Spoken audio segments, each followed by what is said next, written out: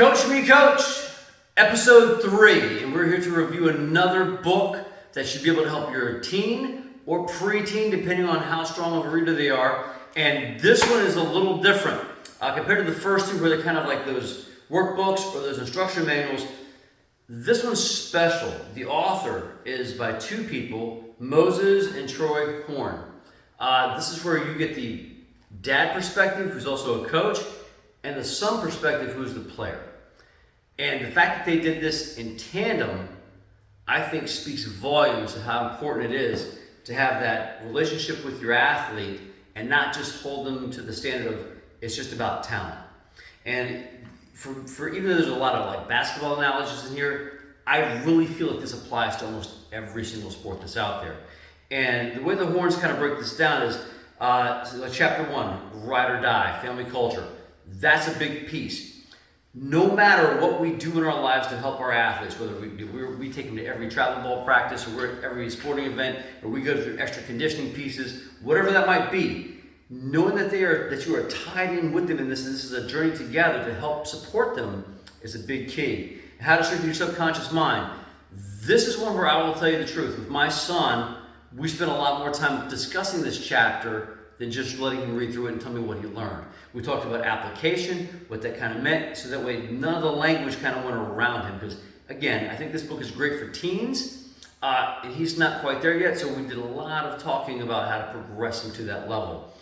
Then the visualization workout, which I thought was always a piece of practice for me as an athlete. My visualization practice was almost more important than my actual physical practice, because what you see with your mind is what your body starts to believe. Great one. And then again, just like the last two reviews, writing down your goals. I don't think it's any mistake that these authors and these amazing people who are trying to develop athletes have that similar concept almost in every single review that I'm going to go through. Is about writing down your goals, making sure they're clear. And if you're not sure what SMART goals are, go back to episode 1. That book tells you all about what SMART goals are, or you can probably just Google it for that matter, but they're important. Don't take them for granted. Goals are vital. Then, watch what the pros do, not the Joes. The meditation workout. Learn to play small. Practice slower. Train rough. The cool down. And then again, there's some final words and then some pieces from the authors to go through. And then what's really cool about this book is this author doesn't just go ahead and give you a summation list. He gives you other sources that he used to help write this, or things that he's used with he and his son to help them develop in their journey and process. So anytime you have a piece of work like this where there's a great value to the meat, he goes, oh yeah, by the way, here's some things you should check out and why.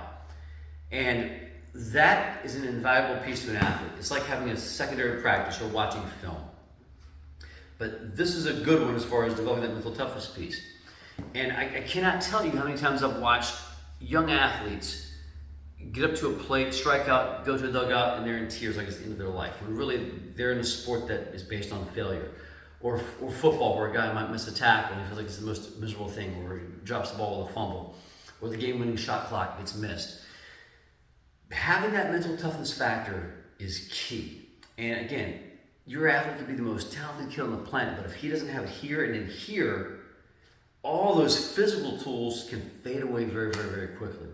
So again, another top recommendation. I'll be doing another review of a book that accompanies this later on in my series, because again, the guy did some great work on this one, so we decided to take a look at one of those other pieces, and I'll tell you ahead of time, it's pretty good. But hey, peace out, God bless.